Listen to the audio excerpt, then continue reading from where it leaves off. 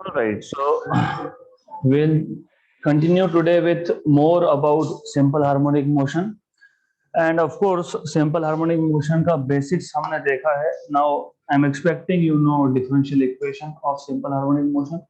You know what is omega, root of k by m. You know also what is velocity, instantaneous velocity of particle performing SHM, omega under root of a square minus x square. And you should also know acceleration is given by minus omega square x. You should also know general formula for displacement, instantaneous displacement is x equal to a sin omega t plus phi.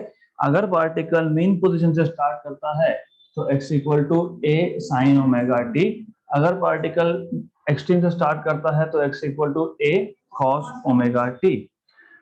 तो by the way you already know basic definitions related to SHM, जैसे amplitude of SHM क्या होता है, oscillation का मतलब क्या है, period of SHM क्या है, frequency you also know. Only new quantity is phase of SHM, but one by one we will redefine and we will also note down these basic definitions. So we'll start with what is amplitude of SHM.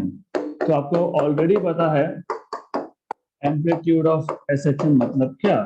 For example, we have a line along which particle is performing SHM. Let's say this is the mean position of the particle. तो particle का जो maximum displacement होगा that will be called as amplitude. So the maximum displacement of a particle performing SHM is called as amplitude. The maximum displacement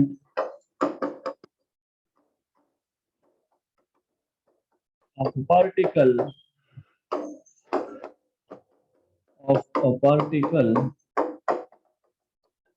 performing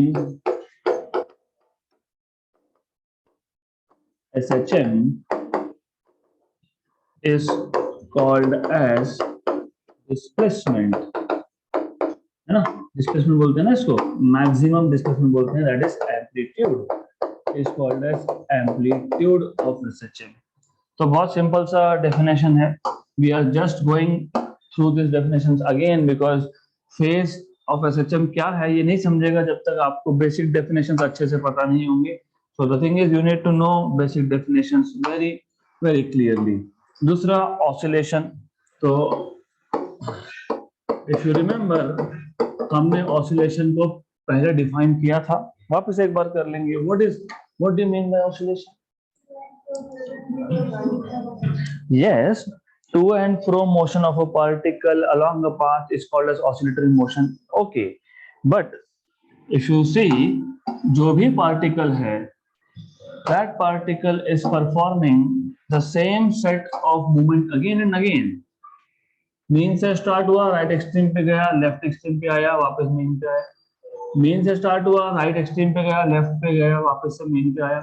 again the same movement, right? So a particle performing SHM repeats the same movement again and again. One such set is called as oscillation. Simple definition है इसका, extremely simple. So a particle performing SHM, simple harmonic motion, repeats the same movement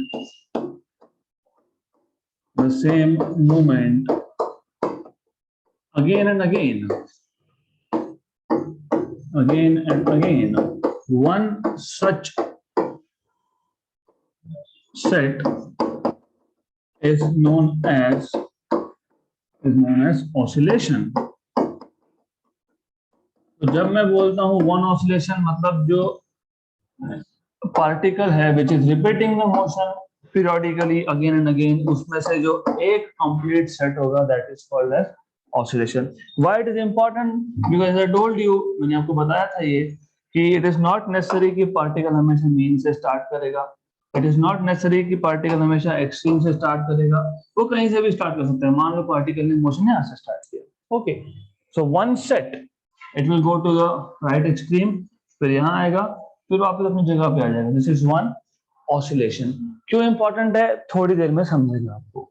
because एक oscillation में कितना angle cover होता है, that is what we want to know. In one complete oscillation the particle covers angle of 2 pi.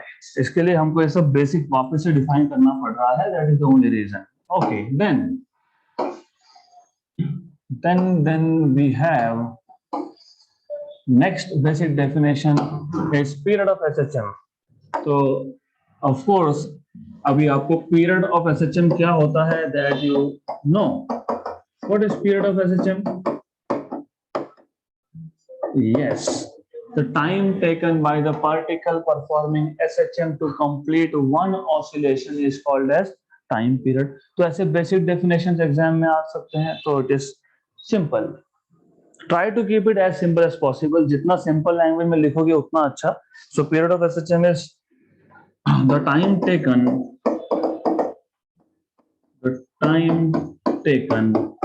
by the particle performing SHM to complete one oscillation. Performing SHM to complete one oscillation.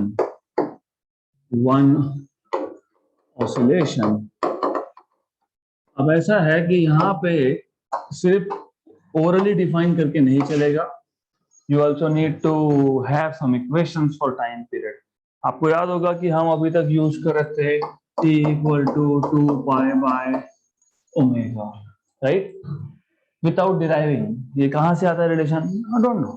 हम directly बोल रहे थे time period is 2 pi by omega, omega is 2 pi by time period. So it is time for us to derive this equation. ये आया कहाँ से? Let us see ये कहाँ से आता है. So by the way, इसके लिए आपको एक चीज पता होनी चाहिए. अगर पार्टिकल ने एक्सट्रीम से स्टार्ट किया तो उसका डिस्प्लेसमेंट इक्वेशन होगा x equal to a cos omega t. ये मीन पोजीशन है, मीन से डिस्टेंस है आपका, दिस इज a. तो initially particle if it is at extreme position, not mean, extreme position, तो चेक कर लो एक बार. इनिशियली मतलब t equal to 0. So initially that is t equal to 0. If I put t equal to 0, x equal to a cos of 0. What is cos 0? 1. तो x equal to आया क्या? x equal to a initially. Yes, मतलब initially particle कहाँ था? Maximum displacement amplitude पे. तो x equal to a आया. And by definition, ये period का definition हमने क्यों लिखा है? The time taken by the particle performing SHM to complete one oscillation. एक oscillation मतलब ये घूम फिर के वापस से अपनी जगह पे, राइट? गुड. तो आपको ये देखना है कि कितने टाइम के बाद particle will again be back to its original position, right? तो जितना भी वो टाइम का इक्वेशन आएगा उसको बोलोगे टाइम पीरियड. तो इसका मतलब मुझे ये जो इक्वेशन है x equal to a cos omega t, मैं यही क्यों यूज कर रहा हूँ? क्योंकि हमने पहले ही मेंशन कर दिया particle starting from the extreme position, और हमको पता है when particle starts from extreme position you have x equal to a cos omega t. Now t की आपको ऐसी वैल्यू डालनी है such that you again get x equal to a, क्योंकि टाइम पीरियड का मतलब क्या? Time taken by the particle to complete one oscillation and come back to its initial position. तो वापस से x इक्वल टू a आपको मिलना चाहिए, but this time t can not be 0, क्योंकि t तो 0 तो इनिशियल टाइम था ना जब मोशन स्टार्ट किया. अब हम बोल रहे हैं कि कितने टाइम के बाद वापस आएगा. तो ये जो इक्वेशन नंबर 1 है इसमें आप बोल सकते हो let t equal to, you can put t equal to 2 pi by omega in equation number 1. तो x equal to a cos of omega और t was 2 pi by omega, cancel. So x equal to a cos of 2 pi. But what is cos 2 pi? Cos 2 pi is not -1. Cos pi is -1. 1. आपके trigonometric के basics बहुत clear होने चाहिए, तो बता देता हूँ. You need to know this. Sine या फिर कॉस, इसका पीरियड मतलब क्या है? इसका पीरियड मतलब कि वापस से वो वैल्यू साइन या कॉस की कब आएगी? आपको याद होगा हमने यहाँ पे लिया था a.1, 0 by definition x equal to cos theta, y equal to sin theta, ये बाय डेफिनेशन था। a पॉइंट पे x की वैल्यू 1 है और एंगल है 0, तो थीटा इज 0 हियर, तो x equal to cos 0 equal to 1, y equal to sin 0 equal to 0। और यहाँ पे जो एक पॉइंट लेते हो आप b पॉइंट, अगर आपको याद होगा, this is 0 1 and angle is how much 90, मतलब पाई बाई 2, तो theta equal to pi by 2 और 90 डिग्रीज। ओके, तो ये रेडियन में है या डिग्री में, ऑफ कोर्स। तो यहाँ पे x equal to cos of 90 equal to 0, y equal to sine of 90 equal to 1। Trigonometry पता होगा तो एसएचएम समझेगा, इट इज वेरी क्लियर, क्योंकि आगे अब हमको फेज ऑफ एसएचएम डिफाइन करना है। If you don't know trigonometry, phase of SHM नहीं समझेगा, it is simple thing. Okay, तो ऑफ कोर्स आपको पता है कि यहाँ पे जो सी पॉइंट है, यहाँ पे है -1 0, एंगल कितना 90 प्लस 90 मतलब पाई, तो थीटा इक्वल टू पाई और 180, तो by definition x equal to cos theta है, बाय डेफिनेशन है, तो theta here is 180 which is equal to -1 and y equal to sine of 180 which is equal to 0 again। तो है क्या cos 180 -1 +1 आता है क्या? नहीं, cos of pi is -1 not +1।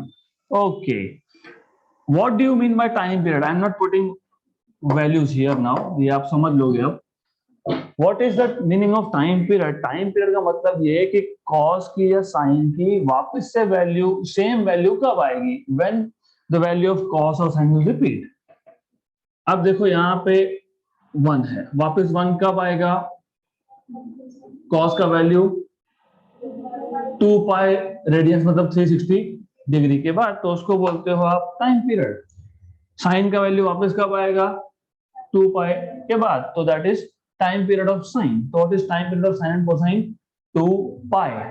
2 pi radians is the time period of sine or cosine। tan का नहीं, tan का time period अलग होता है। Okay, so you need to know this। So this is something basic that you have to know। Good। अब now you will understand what, by the way, what is value of cos 2 pi? 1। तो cos 2 pi की value 1 मतलब x equal to a, correct. Initial time पे x equal to a था, 2 pi by omega पे भी x equal to a है, मतलब particle एक ऑसिलेशन परफॉर्म करके वापस से उसके इनिशियल पोजीशन पे आ गया, तो the time taken by the particle performing SHM to complete one oscillation is called as time period, correct? We have defined this as a time period, is called as time period. और time period को आप कभी भी याद रखना by default capital T से denote करते हो। फिर आप यहाँ पे बोलोगे since after t equal to 2 pi by omega the particle has completed one oscillation and it is back to its original position, hence this time 2 pi by omega is nothing but time period. Okay, therefore t equal to 2 pi by omega is time period. आ गया क्या ये equation? This is how you define. अभी तक हम लोग क्या कर रहे थे, हम डायरेक्टली यूज करते time period is 2 pi by omega, पर कैसे आया? ऐसे आया। So time period is 2 pi by omega because the particle after time 2 pi by omega is back to its original position। तो हम लोग इसको प्रॉपरली लिख लेते हैं properly. Okay, so we'll say let the particle performing SHM starts from extreme position, जरूरी नहीं extreme, you can also do from mean position, same ही मिलेगा। Let the particle performing SHM starts from extreme position, therefore you know x equal to a cos of omega t, equation number 1। initially that is at t equal to 0, x equal to a cos of omega into 0, that is a cos 0 therefore x equal to a, right. तो हमने बोला ही है वैसे भी कि extreme से start करेगा, तो हमने क्रॉस वेरीफाई कर लिया, स्टार्ट करेगा तो t इक्वल टू 0 पे position x equal to a होनी चाहिए, तो वी हैव वेरीफाइड। वैसे हमको पता था क्योंकि हम बोल ही रहे हैं it starting from extreme position, but मुझे पता है ऐसा नहीं चलता है फिजिक्स में, you have to show. Okay, then let t equal to 2 pi by omega, right?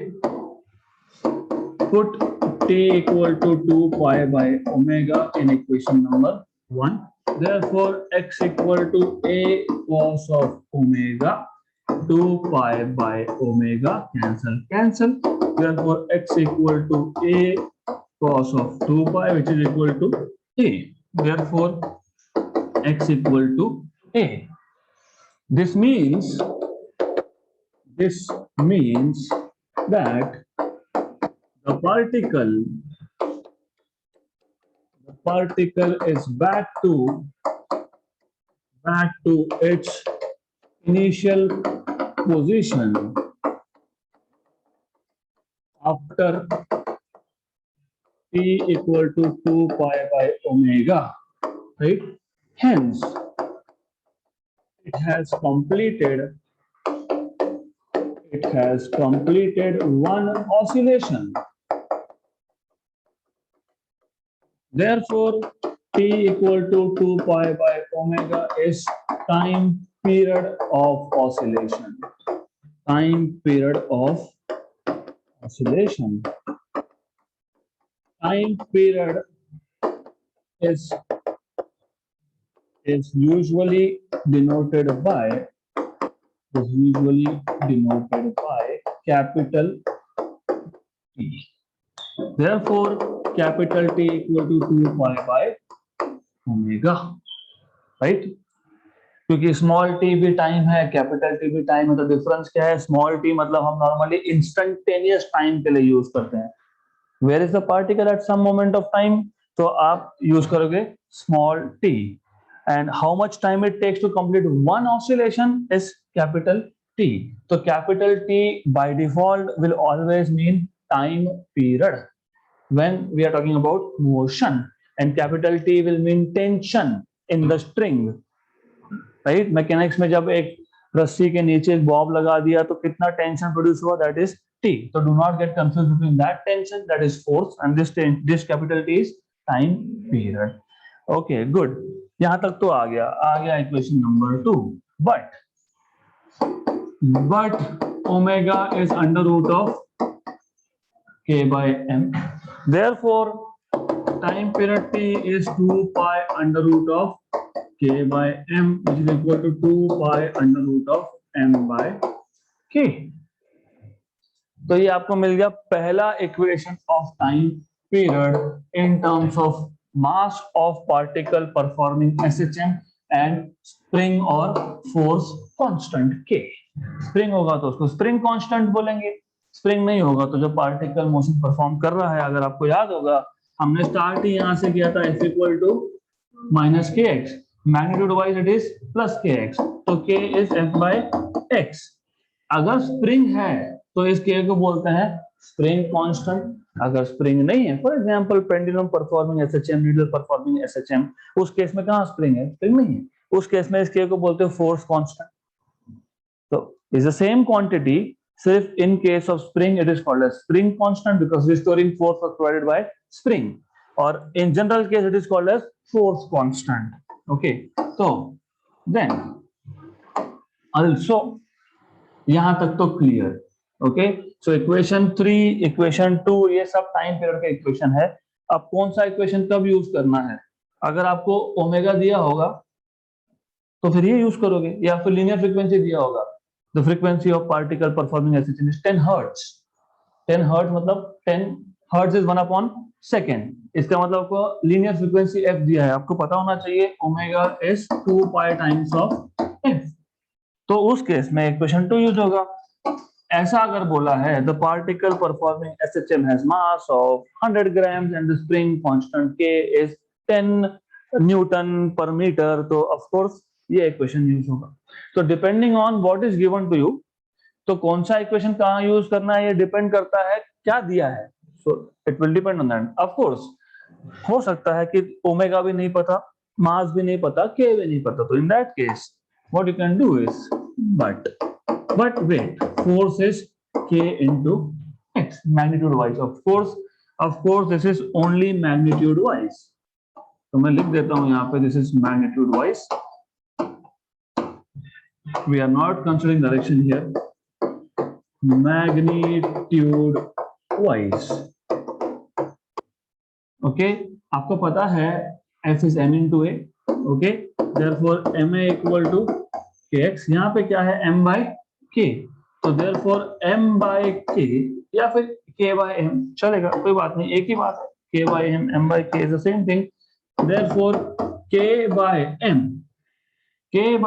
is a by x, okay, therefore equation 3 becomes, ये जो इक्वेशन 3 में आपको under root of k by m दिख रहा है उसकी जगह पे हम डाल सकते हैं under root of a by x, तो 2 pi under root of a by x, right? Clear? Equation number 4. By the way, ये a by x मतलब क्या होता है? What is a here? Acceleration. What is x here? Displacement. तो इसको बोलते हैं acceleration per unit displacement. Acceleration upon displacement मतलब acceleration per unit displacement. Okay. So therefore you have t equal to 2 pi under root of a by x, which is 2 pi under root upon under root of acceleration per unit displacement.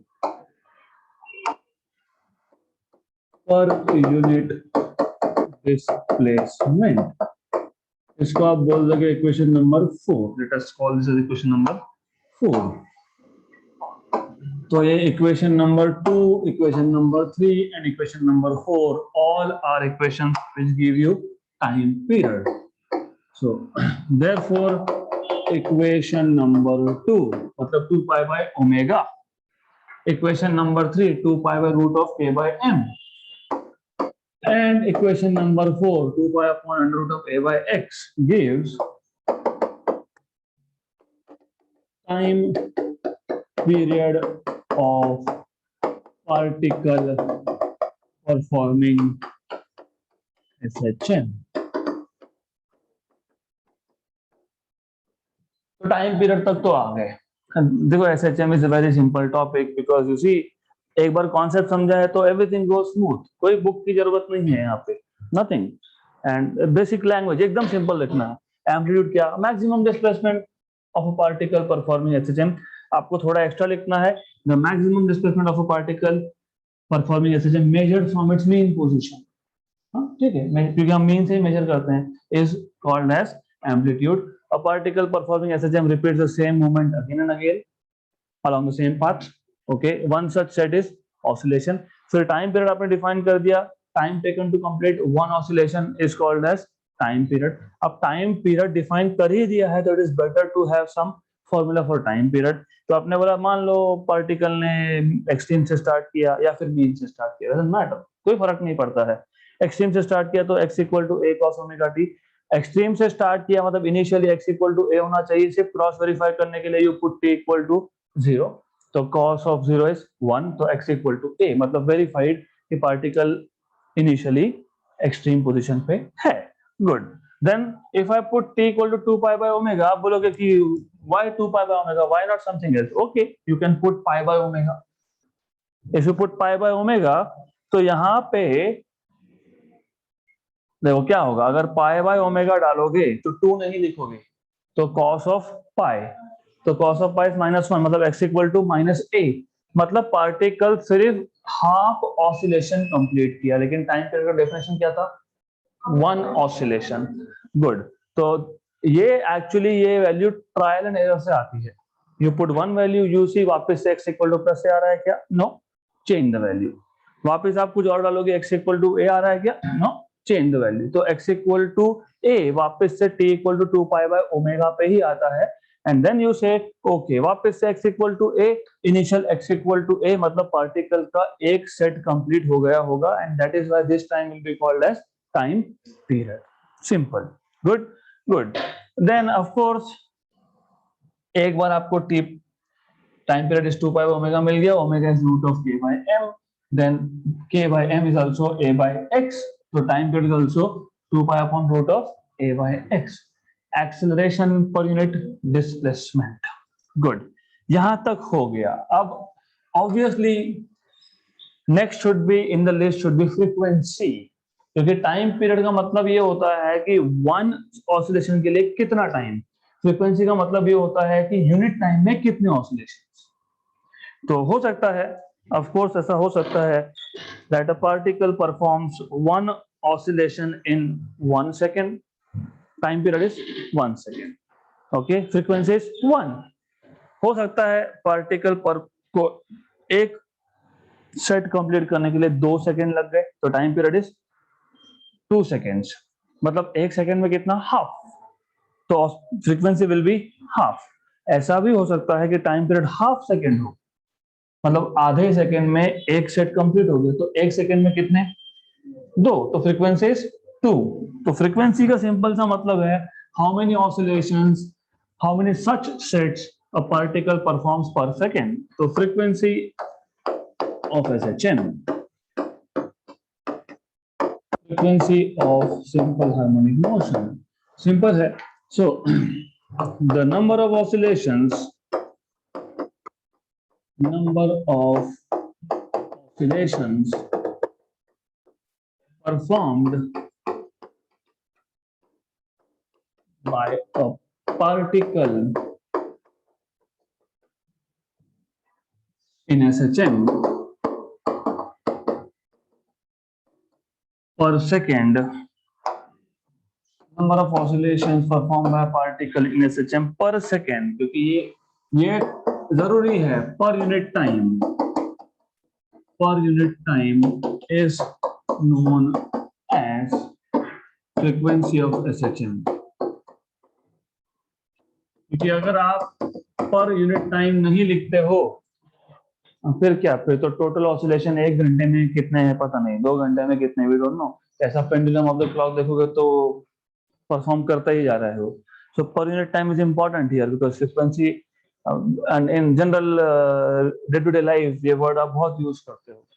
Frequency of bus is less, मुझे वहां जाना है लेकिन frequency कम है, मैं बाहर गांव से आता हूँ यहाँ पे पढ़ने के लिए, पास में है लेकिन मैं अप डाउन नहीं करता हूँ, क्यों नहीं करता हूँ, because frequency is less. What do you mean by that, number of buses going to that particular nearby place per hour, क्योंकि वो ह्यूमन लाइफ में पर आवर में हम मेजर करते हैं, तो per hour is less.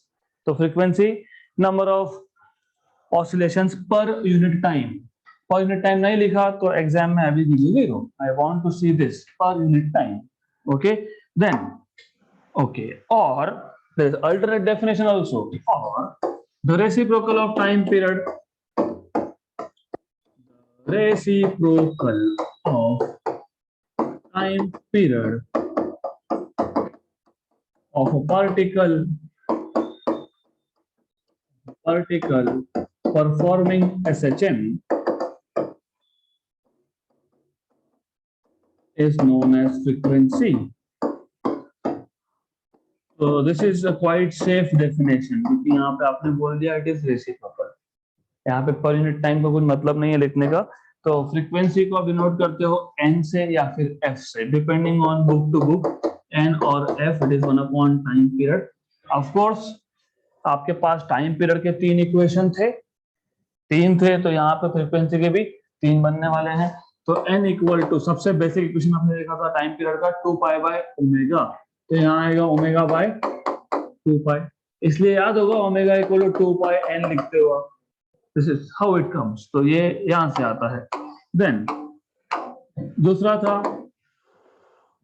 2 pi upon root of k by m, हाँ, तो उसका reciprocal root of k by m ऊपर गया और 2 पाई नीचे गया, इसका रेसिप्रोकल, तो root of k by m will go into numerator and 2 pi will be into denominator. Simple.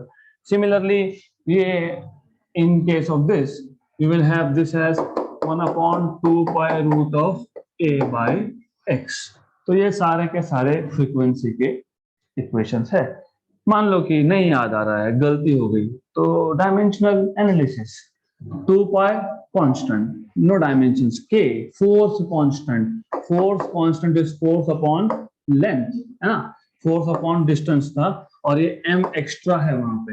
तो force is mass into acceleration और ये distance into mass. Mass cancel. Good. A is meter per second square and this is meter. Cancel. तो 1/second square उसका root है, तो इस सबका root. तो 1/second. Frequency is 1/time only, तो 1/second. तो डायमेंशनली करेक्ट. अगर उल्टा लिख देते गलती से तो सेकंड आता, पर सेकंड तो टाइम पीरियड है, फ्रीक्वेंसी तो रेसिप्रोकल ऑफ टाइम पीरियड, तो it should be always in the denominator. Okay, so this is all correct. Good. यहाँ तक हो गया. So now you have equations for frequency also. Let us move towards the most important definition, phase of SHM. अब ये phase of SHM क्या होता है, उसको डिफाइन करने से पहले इसकी जरूरत क्या है वो देख लेते हैं. So the thing is, this is a path of particle performing SHM. This is mean position, this is left extreme, this is right extreme. Now the thing is, देखो पार्टिकल यहाँ पे है, मीन पे है. अब मीन पे तो वो इनिशियली भी हो सकता है, वो 2 pi के बाद भी हो सकता है, क्योंकि 2 pi is the angle which it covers in one oscillation. वो 4 pi पे भी हो सकता है, वो 6 pi पे भी हो सकता है, 8 pi, 10 pi, 12 pi, right? So particle is going back to the original, I mean, the same position again and again. तो आपको क्या पता कि उसने कितना डिस्टेंस कवर किया है. डिस्प्लेसमेंट तो बोल नहीं सकता, जीरो ही होगा. इनिशियल पोजीशन और फाइनल पोजीशन सेम, तो डिस्प्लेसमेंट इज जीरो. तो how much distance it has covered total, हम यहाँ पर डिस्टेंस के टर्म्स में लिखते नहीं है, हम लोग बोलते हैं कि कौन से नंबर ऑफ ऑसिलेशन में है वो. जब स्टार्ट किया था तो इसका था पहला ऑसिलेशन, एक क्वेश्चन कंप्लीट करके आया, अब है दूसरे ऑसिलेशन पे, राइट. अब है तीसरे ऑसिलेशन पे. तो फेज ऑफ एसएचएम एक ऐसा क्वांटिटी है which will give you complete information about the state of oscillation. State मतलब फर्स्ट ऑसिलेशन है कि सेकंड है कि थर्ड है कि फोर्थ है कि फिफ्थ है. Additionally, it will give you direction of motion also. मतलब इस पर्टिकुलर पॉइंट के बाद वो कहाँ जाएगा, यहाँ जाएगा कि यहाँ आएगा. ओके, क्योंकि it goes like this and comes back. मतलब मीन पे भी दो पॉसिबिलिटी है डायरेक्शन की, एक तो गोइंग टुवर्ड्स लेफ्ट, एक गोइंग टुवर्ड्स राइट. तो यहाँ से स्टार्ट होके ऑफ कोर्स अब यहाँ पे आया तो it has to go to the left, correct, और वापस यहाँ पे आ गया तो now it has to go to the right. तो मीन पे पार्टिकल का होना, मैं इनिशियल नहीं बोल रहा हूं, इनिशियल अगर मीन पे है तो डेफिनेटली वो अभी राइट में जाएगा, but after later, I mean at later instance of time, बाद में वापस मीन पे आएगा तो there are two possibilities, going to the left और to the right. How do we know? So we need a physical quantity जिसको हम बोलते हैं फेज ऑफ एसएचएम. ये बेसिकली एंगल है. तो it tells you what is the state of oscillation. पहले oscillation में है क्या, कि दूसरे ऑसिलेशन में है, कि तीसरे ऑसिलेशन में है, प्लस अब ये राइट में जाएगा कि लेफ्ट में जाएगा, राइट. ऐसा भी हो सकता है कि पार्टिकल इज हियर, तो particle is at the extreme. ये तो पहले ऑसिलेशन में भी हो सकता है, दूसरे में भी हो सकता है, तीसरे में भी हो सकता है, चौथे में भी हो सकता है, या फिर पार्टिकल का कोई रैंडम पोजीशन है. Particle can be at some random position P in the first oscillation, or it can be there in the second oscillation, or it can be there in the third oscillation. So basically phase is a physical quantity which gives you state of oscillation. State means it gives you direction and magnitude of the displacement along with the number of oscillation the particle is performing. तो define कैसे करेंगे? Easy है, बहुत easy है। Okay, so phase of SHM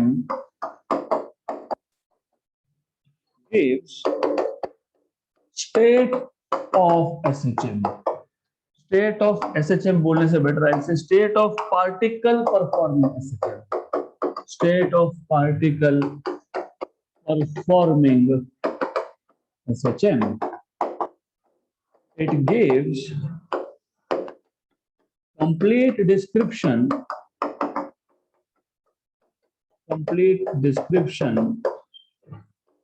of the particle like magnitude, direction and number of oscillation the particle is performing. Oscillation the particle is performing. The particle is performing. Okay. Right? तो ये पता होना चाहिए आपको. And of course, you will start with general equation of displacement. What is general equation of displacement? X equal to a sin omega t plus alpha या फिर plus phi, whatever you use. We know that displacement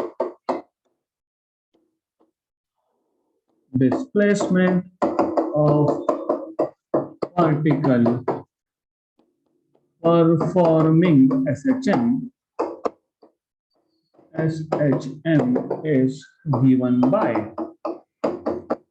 x equal to a sin of omega t plus phi. ये जो omega t plus phi है इसको आप बोलते हो phase, मतलब phase is nothing but angle. तो एंगल है मतलब dimensionless. Here omega t plus phi, let us call this theta equal to theta is called as phase of SHM, is called as phase of simple harmonic motion, right? अब ये शुरू हुआ, अभी तो आपने सिर्फ डिफाइन ही किया phase क्या है। तो phase is a physical quantity which gives you state of motion, it tells you magnitude of the motion, I mean displacement का magnitude, direction of the motion and also the number of oscillation.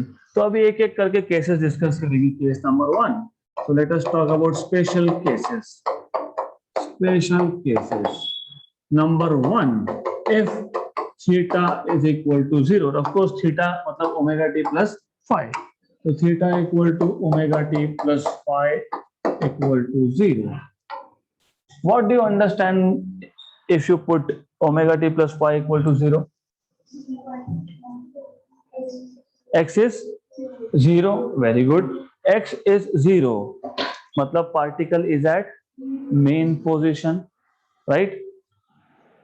But when initially, because theta की value omega t plus five की value 0 है मतलब particle अभी start ही करेगा।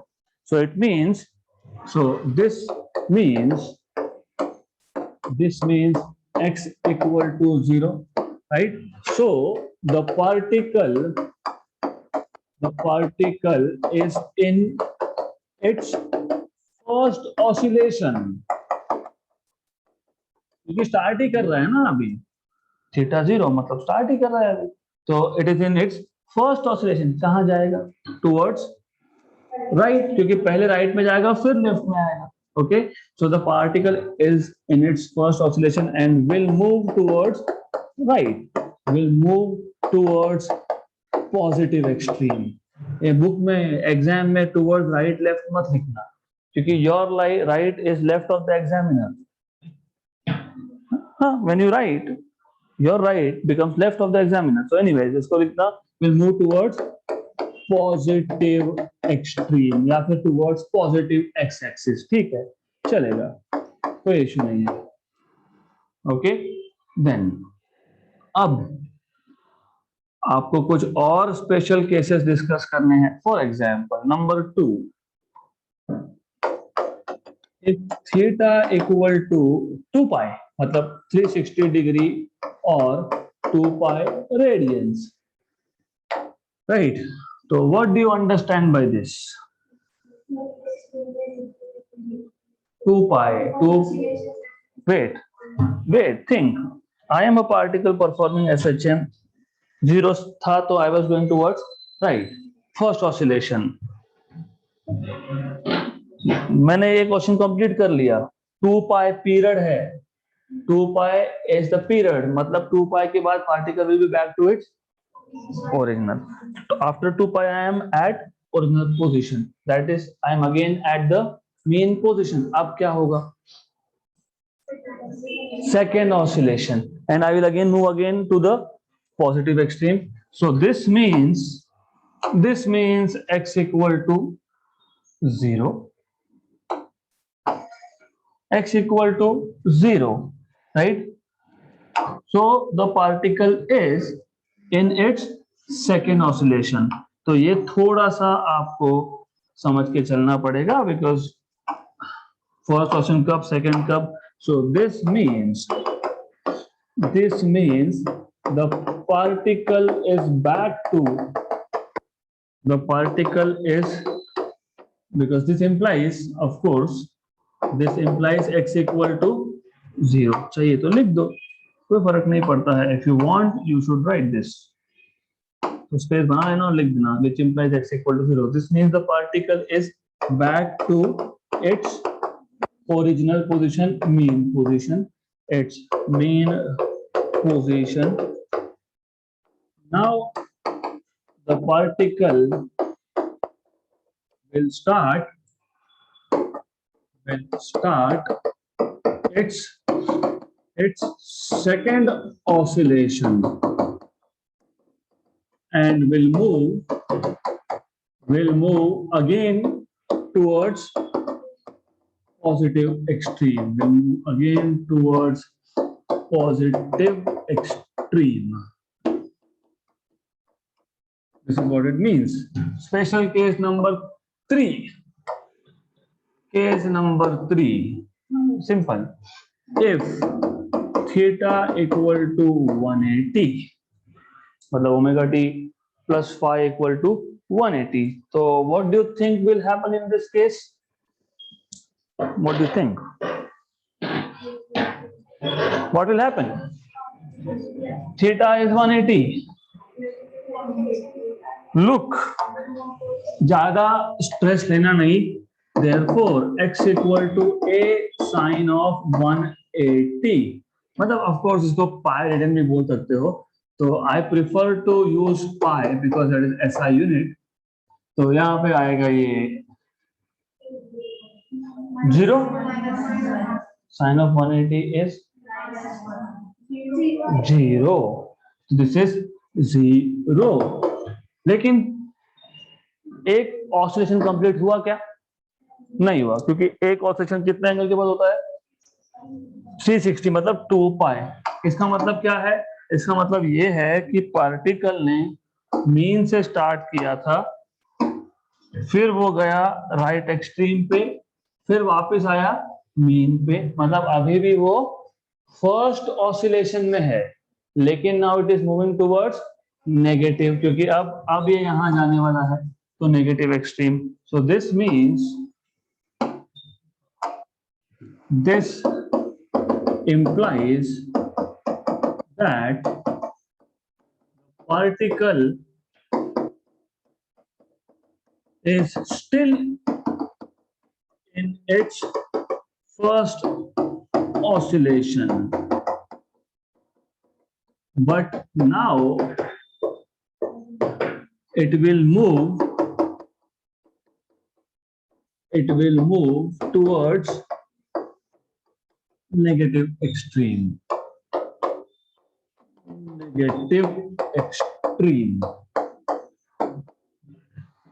Okay, then अगला case 4. If theta equal to, ये कितना था? pi plus 2 pi, मतलब 3 pi. तो theta equal to pi plus 2 pi, that is equal to 3 pi. मतलब 360 plus 180, 540. 540 degrees, right. अब इसका मतलब क्या है? हाँ, इसका मतलब ये होता है कि पार्टिकल ओरिजिन से स्टार्ट करके एक चक्कर कंप्लीट करके आया, एक चक्कर कंप्लीट किया, फिर वापस राइट एक्सट्रीम पे गया, फिर वापस यहाँ पे आया, क्योंकि देखो this is 2 pi, one oxygen is 2 पाई, हमारे पास 2 पाई प्लस पाई है, तो वापस यहाँ पे ये पाई, तो now it will go towards negative extreme, but it is in second oscillation. Very good, excellent. Okay, so here x equal to sine of 3 pi, which is again 0, right? This implies that particle will move towards negative extreme, but it is in its second oscillation. Okay, then next case. What is next case? आपने 0 discuss कर लिया, 2 पाई कर लिया, पाई कर लिया, pi plus 2 पाई कर लिया, आपने पाई बाय 2 को छोड़ दिया, theta is equal to pi by 2 और 90 degrees, what does it mean? हाँ, फर्स्ट ऑसिलेशन, ओके, क्योंकि 0 से 2 पाई के बीच में जो भी एंगल होगा that is first oscillation. Very good, now you have started connecting, good. अब यहां तक तो क्लियर। अभी वैसे ज्यादा टेंशन नहीं लेना है, यहाँ पे ये जो वैल्यूज है ना सब्स्टिट्यूट कर लेना है इक्वेशन में। x equal to a sine of 90, sine 90 is 1, तो ये आ गया a, तो x equal to a, x equal to plus a, plus से मतलब पार्टिकल कहाँ पे है? पॉजिटिव एक्सट्रीम, तो theta equal to pi by 2 means the particle is in its first oscillation, it is at its right extreme, now it will move towards negative extreme, so और आप बोल सकते हो now it will move towards mean position, ठीक है, वैसा भी चलेगा, good। So this implies that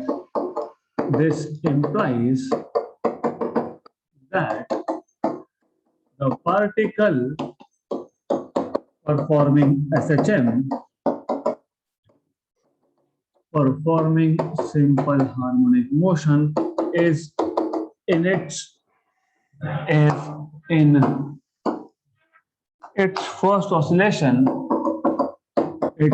first oscillation, but at the right extreme, at the positive extreme. So always write down at the positive extreme, but at the positive extreme. And now it will move towards the main position.